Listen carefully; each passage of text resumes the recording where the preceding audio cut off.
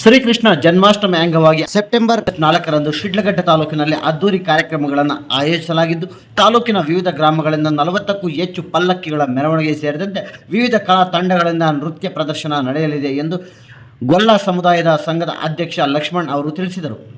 ಶಿಡ್ಲಘಟ್ಟ ನಗರದ ಟಿಬಿ ರಸ್ತೆಯಲ್ಲಿರುವ ಶ್ರೀಕೃಷ್ಣ ದೇವಾಲಯದಲ್ಲಿ ಪೂಜೆ ನೆರವೇರಿಸಿ ಹಬ್ಬದ ಪೂರ್ವಭಾವಿ ಸಭೆಯಾಗಿ ಆಯೋಜಿಸಿದ್ದ ಯಾದವ ಸಮುದಾಯದ ಸಭೆಯಲ್ಲಿ ಅವರು ಮಾತನಾಡಿದರು.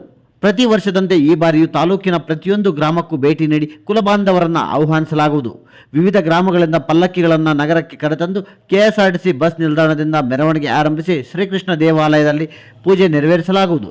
ಬಳಿಕ ಕೋಟೆ ವೃತ್ತ, ಮಾರಮ್ಮ ವೃತ್ತದ ಮೂಲಕ ಮಯೂರ ವೃತ್ತದವರೆಗೆ ಅದ್ದೂರಿ ಮೆರವಣಿಗೆ ನಡೆಸಲು ತೀರ್ಮಾನಿಸಲಾಗಿದೆ. ಮೆರವಣಿಗೆಯಲ್ಲಿ ವಿವಿಧ ಕಲಾ ತಂಡಗಳಿಂದ ಆಕರ್ಷಕ ನೃತ್ಯ ಪ್ರದರ್ಶನಗಳು ನಡೆಯಲಿವೆ ಎಂದರು.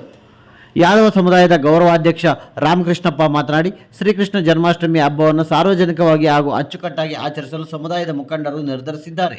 ಹಬ್ಬದ ದಿನ ನಡೆಯಲಿರುವ ಪೂಜಾ ಕಾರ್ಯಕ್ರಮಗಳು, ಸಾಂಸ್ಕೃತಿಕ ಕಾರ್ಯಕ್ರಮಗಳು ಹಾಗೂ ಇತರೆ ವ್ಯವಸ್ಥೆಗಳ ಕುರಿತು ಸಭೆಯಲ್ಲಿ ಚರ್ಚಿಸಿ ತೀರ್ಮಾನ ಕೈಗೊಳ್ಳಲಾಗಿದೆ.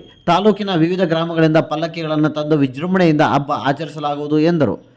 ಪ್ರತಿ ಗ್ರಾಮದಿಂದ ಯಾದವ ಕುಲ ಬಾಂಧವರು ಹಾಗೂ ಸಾರ್ವಜನಿಕರು ಕುಟುಂಬ ಸಮೇತರಾಗಿ ಶ್ರೀಕೃಷ್ಣ ದೇವಾಲಯಕ್ಕೆ ಆಗಮಿಸಿ ಪೂಜಾ ಕಾರ್ಯಕ್ರಮಗಳಲ್ಲಿ ಭಾಗವಹಿಸಿ ಹಬ್ಬವನ್ನು ಯಶಸ್ವಿಗೊಳಿಸಬೇಕು ಎಂದು ಮನವಿ ಮಾಡಿದರು.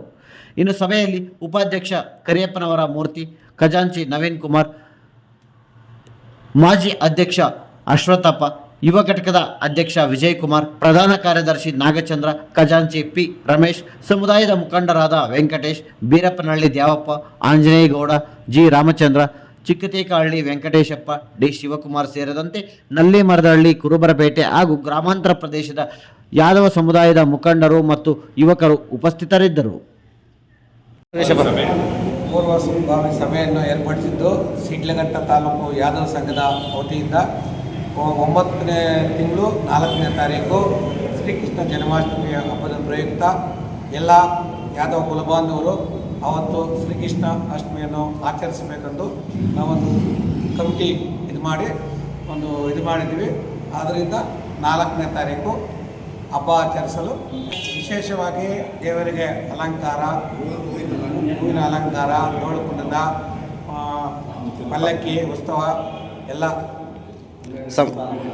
ಸಮಯ 12 ಗಂಟೆಯಿಂದ 12ರಿಂದ ಸಂಜೆ 10:30ವರೆಗೂ. ಎಷ್ಟು ಪಲ್ಲಕ್ಕಿಗಳು ಬರ್ಬೋದು ಸರ್? ಸುಮಾರು 40 ಪಲ್ಲಕ್ಕಿಗಳು ಎಲ್ಲ ಕಡೆಯಿಂದ. ದೇವಸ್ಥಾನದಲ್ಲಿ 4ನೇ ತಾರೀಕು ಶ್ರೀಕೃಷ್ಣ ಜನ್ಮಾಷ್ಟಮಿ ಆಚರಿಸಲು ಎಲ್ಲ ಯಾದವ ಬಾಂಧವರೆಲ್ಲನೂ ಒಪ್ಪಿರ್ತಾರೆ. ಅದಕ್ಕೆ 4ನೇ ತಾರೀಕು ಆಚರಿಸಲು ಎಲ್ಲರೂ ಒಪ್ಪಿಕೊಂಡು ಎಲ್ಲ ಸುಖವಾಗಿ ಎಲ್ಲೂ ಕಾರ್ಯವನ್ನು ನಿರ್ವಹಿಸಬೇಕಂತೇಳಿ ನಿಮ್ಮೆಲ್ಲರ ಪ್ರಾರ್ಥನೆಯಿಂದ ಹೇಳ್ಕೊಳ್ತಾ ಇದ್ದೀವಿ.